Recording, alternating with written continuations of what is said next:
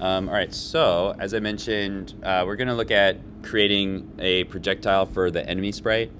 And what I also want to go over is when we're starting to create a more complex game, we're going to have features that are shared by different objects. And so there's a few different ways of doing this. We could just copy and paste a bunch of code from the player to the enemy and just kind of repeat it. But a slightly better approach is to kind of take the component that we want to use and make it into its own thing. And so then we can apply it in different ways. So to do that, I'm going to make a sort of projectile component to the player so that we can separate the projectile from the player's script. And then we'll take that component and we'll add it to our enemy, and we'll make any modifications that we need to make. And then I'll probably end up changing some of the code, so I'll update the code on the GitHub.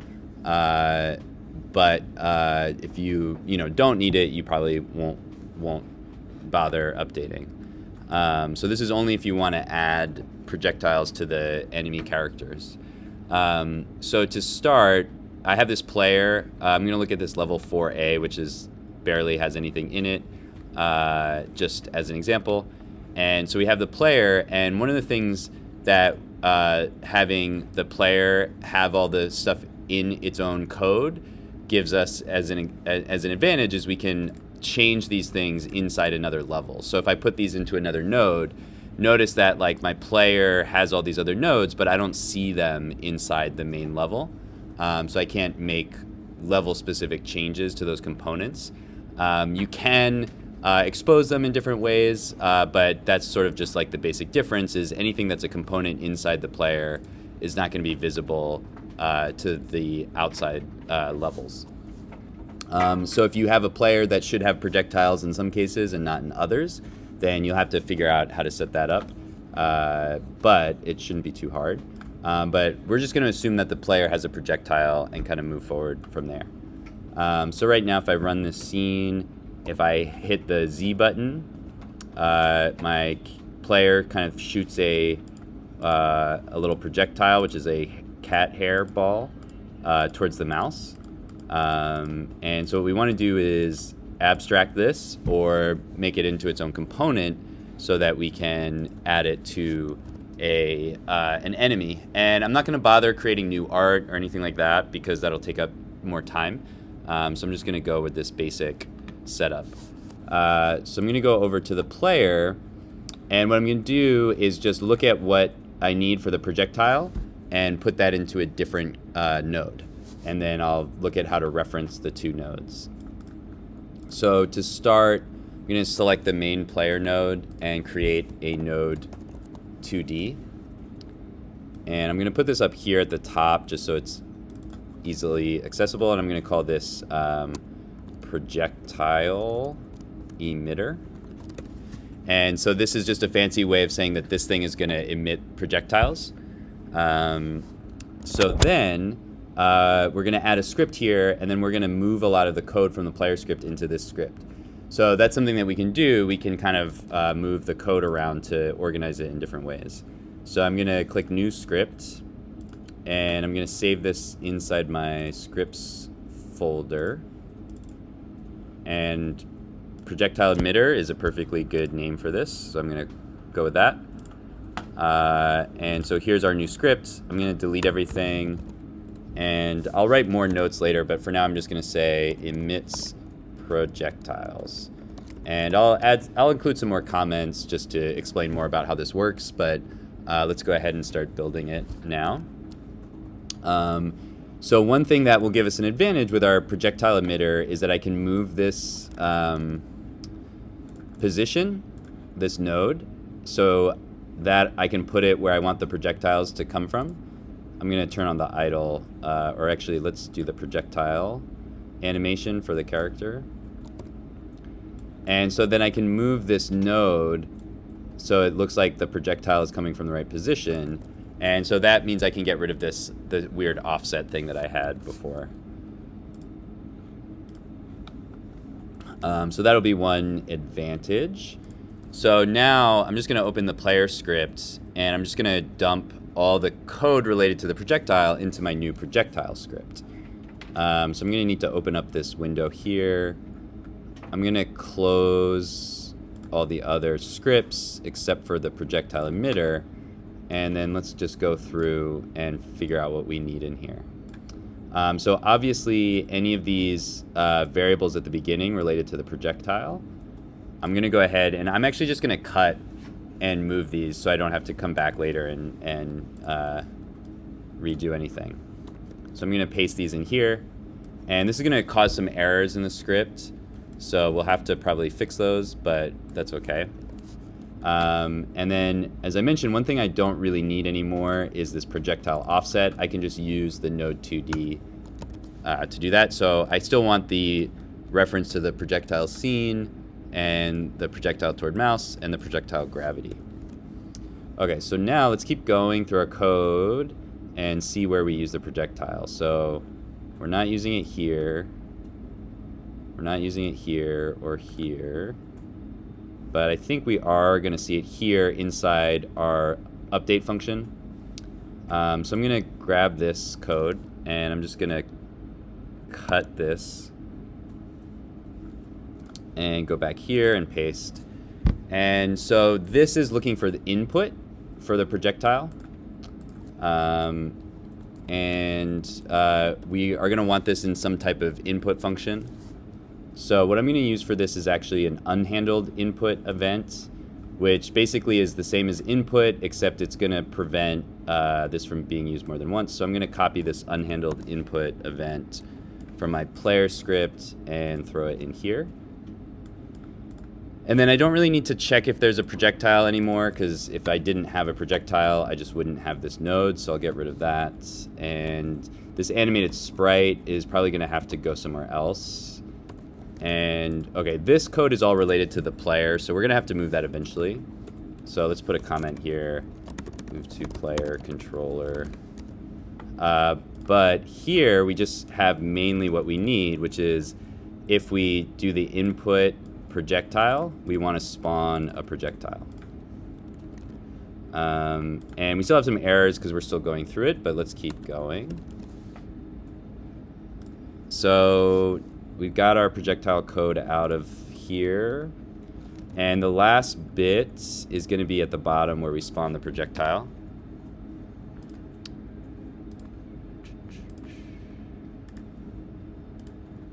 So let's cut this part and paste it into our new script. Okay, same thing. We don't need to check if there's a projectile anymore. Just instantiate the projectile, set the direction, and create it. Okay, so we're going to have to make a bunch of changes to make this to work. I'm going to post this code later, so if this doesn't all make sense, don't worry about it. But we're getting a little bit closer. So now if we click on the projectile emitter, we'll see that we have a space for the projectile. We have towards mouse and gravity. So these defaults are off. That's fine. I'm going to choose my projectile scene here.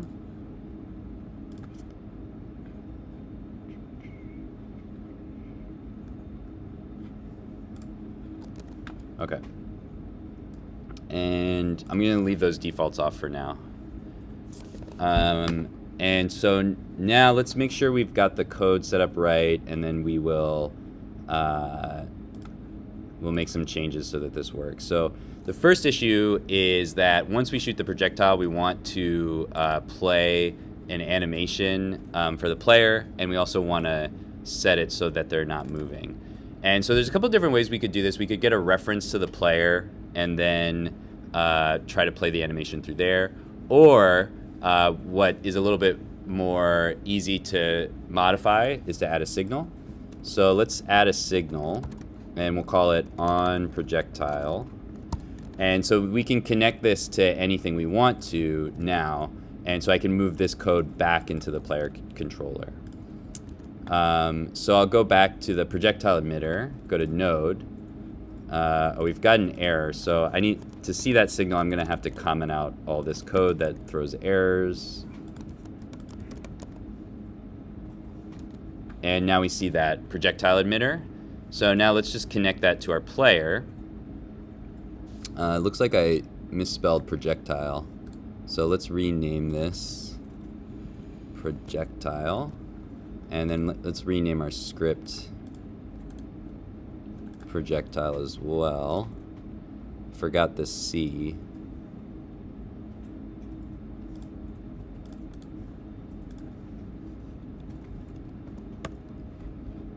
Okay.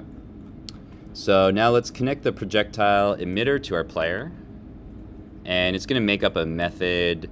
I'm going to make this a little simpler. I'm just going to say on projectile. And I'm going to click connect. And so now I can move this code that really affects the player controller back in here. So that is the animated sprites playing the projectile animation. And, oops. So I'm going to replace this pass here. So I'm going to play this animated sprite. My window is kind of small, which is why it looks a little weird. And then if we're on the floor, we're going to toggle the player to stop moving. And that code is already set up, so that's fine. Okay, so now that's how we can connect the projectile emitter back to what we want to happen with our player. So that's good. So now we can remove this code. So now our projectile code is pretty simple. It just says if we press the projectile button, we're going to shoot a projectile. We've got some issues with this code as well. So first we want to set the position. And we don't have an offset anymore, so let's just get rid of that. And then we can set the position to the emitter. That's fine. So let's just get rid of the offset. And then we're referencing the direction here, which we don't have anymore. So we'll have to set the direction using the player, because the player knows which direction it's going. So I'll just make a variable for the direction, and I'll set it default to 1. And then I'll just put direction here. And then we'll just modify the player script to set the direction of the projectile. So 1 is right, -1 is left when it comes to direction. That's not always the case, that's just how we're doing it here. So go back to the player controller. And so now whenever we change direction, which happens here in update animation, we have to change the direction of our projectile emitter as well. So we can just say projectile emitter dot direction, and if we're flip H equals true, that means we're facing left. So you'll have to make sure this matches your art, but you can just flip these if you need to. So if we're facing left, the direction is -1. If we're facing right, then the direction is 1. There's more refining that we could probably do here, but just for the sake of the demo, let's keep this nice and simple. And I think we should be just about ready to give this a test. So let's see what happens if we try it out. I'm going to go back to my level 4A and run this. And okay, I'm not shooting anything, so let's see if I have any errors.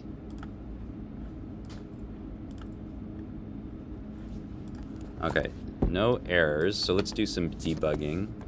Hey.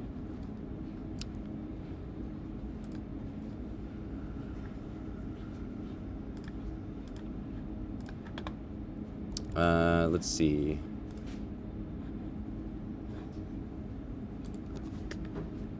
Okay, so we have our projectile. Oh, actually, you know, I think what's happening here is that since I'm using unhandled input, this happens at the end of the frame. So I think this is a little bit of a weird Godot thing, but I need to wait for the next frame. So I'm going to say await get tree dot process frame. That probably doesn't make that much sense, but it just means that we wait until the next physics process to shoot our projectile. And there we go. We can shoot a projectile from our player. But now we have a projectile emitter that we can add to our enemy. Okay, so let's do that real quick. So there's a lot of obviously other details that we could do in here, but we're just going to keep it simple for now. Okay. So let's make a copy of our enemy and add a projectile. So I'm going to go to Scenes and Components. And I just have an enemy. Here, I'm going to duplicate and call this enemy projectile. And we're just going to add our projectile node that we just created for the player, but we're going to modify it to work with the enemy.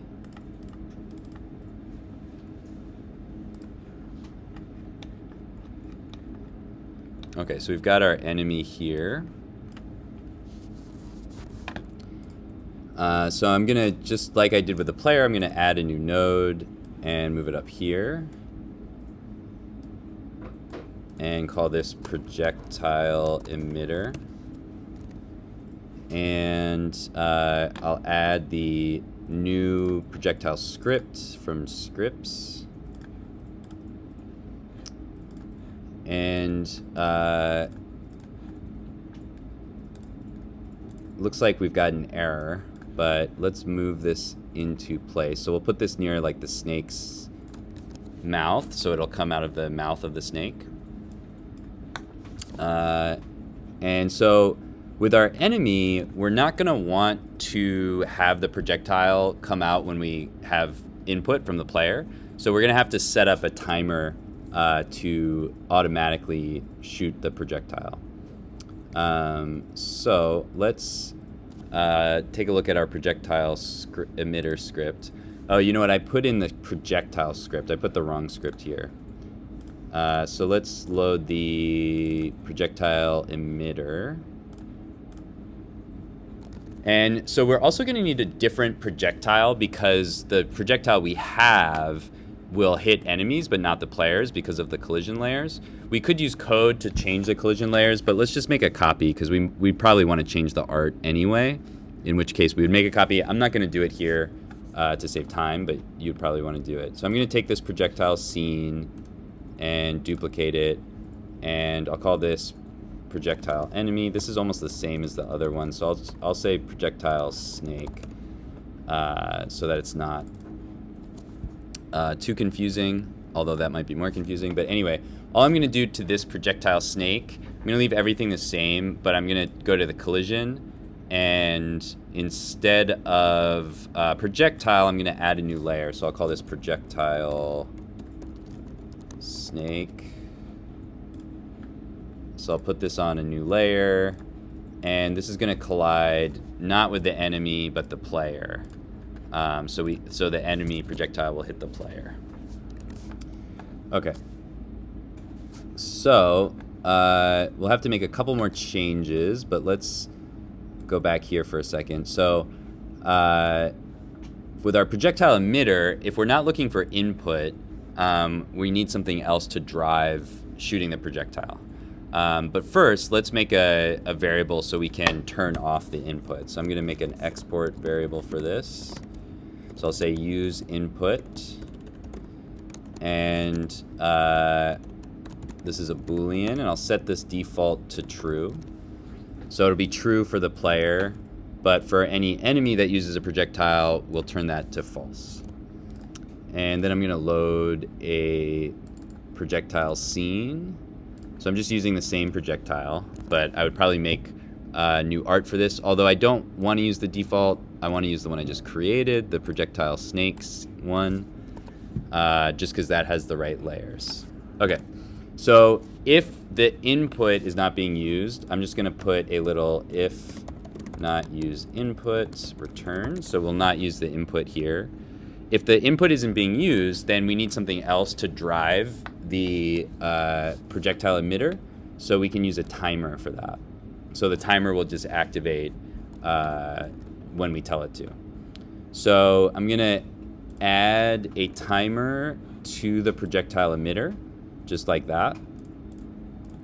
And then for the timer, the wait time is how often it's going to shoot a projectile. So let's set that to like 0.25.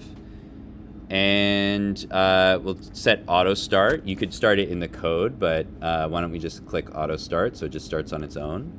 And then in the node, when we get a timeout, we can connect that to our spawn projectile function.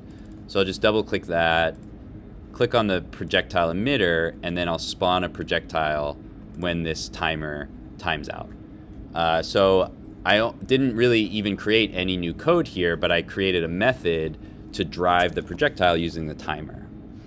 The next thing that we need to do is set the direction of our projectile. But we can do that based on the enemy. If we look at the enemy script, the enemy script has a direction.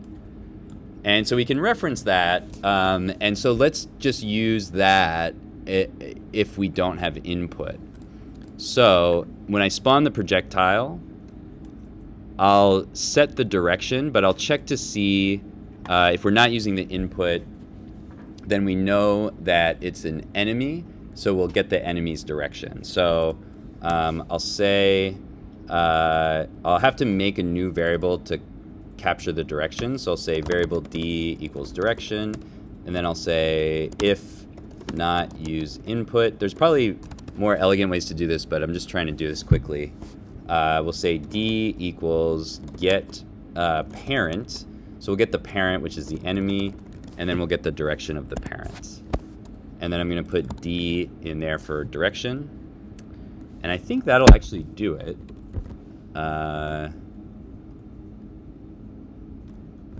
So let's give that a shot. So let's go back to our level. And I'm going to throw an enemy snake over here. So I'm going to click on the level node and look for an enemy projectile and click open. And I'll put this guy over here. And let's just give it a shot. Let's see if that works. Okay, my snake is shooting projectiles. So that's pretty good, but it's not hurting me. So let's make sure our player layers are set up correctly. So let's go to the player and make sure that the mask is set up so the player can get hit by the projectile. Okay, so let's save that and try it again.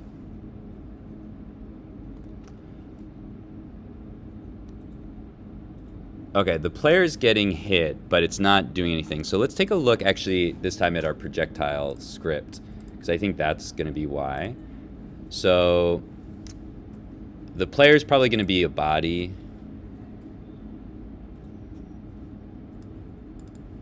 Okay, so right now this is probably the player is a body, not an area. So let's just ask if the body is the player, then we need to call the enemy collision on the player. So we'll say if body.name equals player. There's other better ways to do this as well, but just for a quick solution, we'll do this. Body.enemy collision. Okay, let's see if that works. There we go.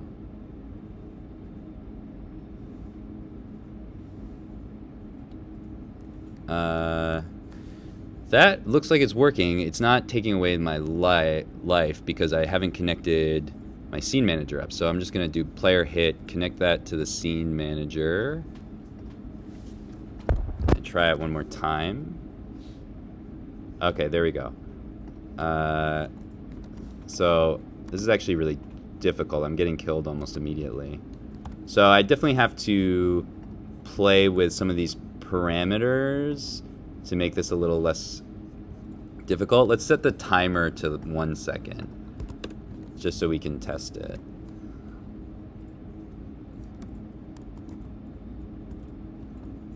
Okay, so that works pretty well, actually. There's a lot of other things that we could do with this to make it work better, but this is a pretty good basic setup. So what I'll do is I'll post that code.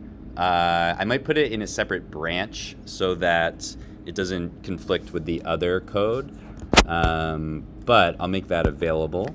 And yeah, I think that's good enough for now. We'll we'll have some workshop time, and if you want to use an enemy projectile, that's a way to get started. And if you have other features that you want to put into that, we can talk about how to do it. Okay.